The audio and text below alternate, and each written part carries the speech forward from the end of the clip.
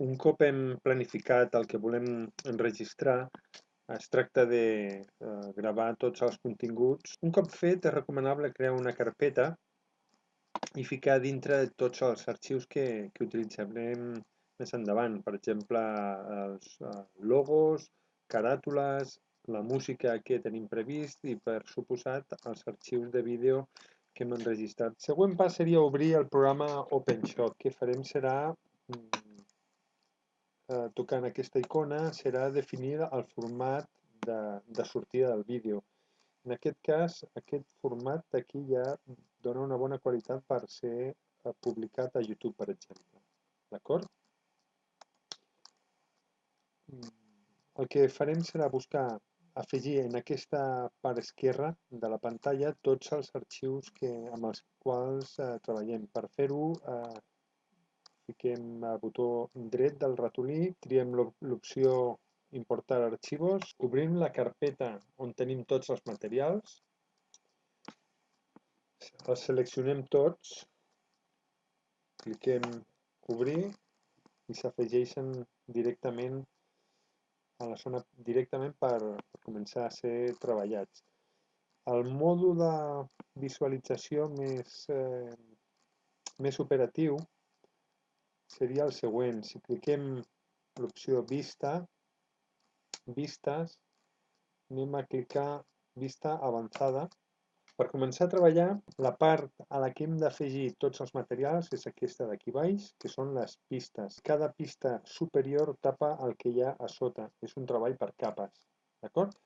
Doncs el primer que farem serà arrossegar a la pista 1, per exemple, el que és la caràtula d'entrada. D'acord? Si cliquem a sobre i anem a l'esquerra, trobarem un apartat, una propietat que fica fin. Aquí la tenim. Ara fica que aquesta imatge triga 10 segons, però amb una entradilla de 3 segons cliquem Enter i és més que suficient. Aquí ja la tenim retallada. La part d'aquí sobre és una espècie de zoom que ens ajudarà a veure tot el vídeo. Següent recurs que ficaríem seria, per exemple, un títol que parli d'objectius del vídeo. Per fer-ho seria agafem título, mirem d'agafar, per exemple, aquest, editem tot el contingut, guardem els canvis i tenim aquí el títol o el missatge que volem donar, el fiquem a continuació. Editem també la durada. Acte seguit comencem a ficar el contingut del vídeo. Per exemple, arrosseguem tot el que seria el contingut. Si volem anar veient com queda, aquesta figura d'aquí és la que indica el que es veu a la pantalla. Si cliquem al play, anem veient com quedaria el nostre.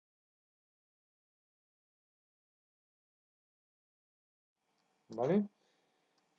Si resulta que volem tallar en algun moment aquesta part del vídeo, anem a suposar que vull tallar un tros aquí al mig.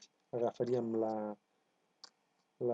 navalla, la ficaria al lloc on vulgui tallar, clico, apareix tallat, clico, investigo fins on m'agradaria eliminar contingut, torno a clicar, deselecciono la navalla, selecciono la part del mig que ha quedat tallada, suprimeixo, s'elimina. Després agafo la part restant i la uneixo, d'acord? Llavors, així podríem anar editant el nostre vídeo. Més elements que podem fer és ficar, per exemple, un títol o un ròtol o unes instruccions, una definició, el que vulguem, un text a la part superior perquè quedi sobreimprès. Per tant, anem a l'opció títol, agafem una opció que sigui transparent, per exemple aquesta d'aquí, i l'editem. Un cop hem hem afegit el títol, el trobem que és un recurs més entre la resta que tenim. Per tant, l'arrosseguem allà on el volem afegir. Com que està en una pista superior, quedarà, tal com es veu, a la part d'aquí quedarà sobreposada.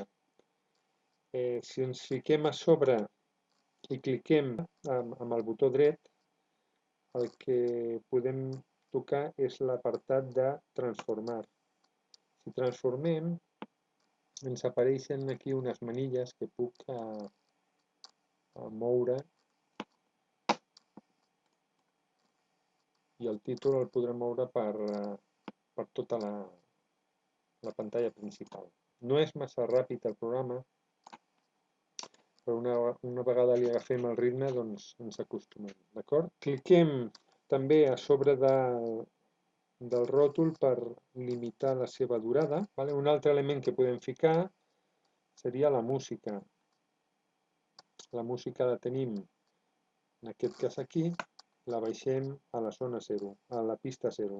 Podem limitar la seva durada si anem al final de la mateixa i arrosseguem fins que coincideixi amb el final de les imatges.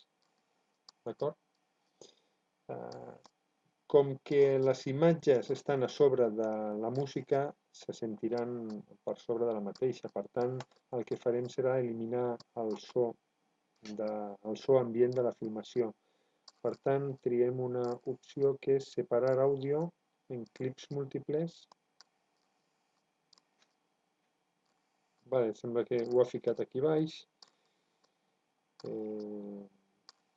Aquí tenim un tros d'àudio, eliminem, triem l'altre tros d'àudio, l'eliminem. Si ens donem compte, ara el que tenim muntat tenim una caràtula d'entrada de 3 segons, un enunciat d'objectius del vídeo d'1 segon i mig. Podem anar a la manilla aquesta petita per moure'ns al llarg de tot el vídeo. Tenim un tros de vídeo, un segon tros de vídeo perquè hem tallat, tenim el final,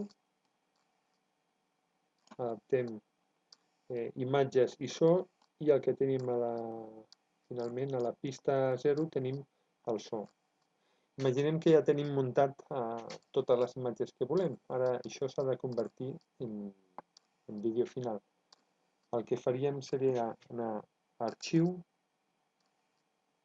exportar vídeo, hem de definir el nom del vídeo, la ruta de la carpeta, la resta d'opcions ja estaven configurades des del principi, exportar vídeo.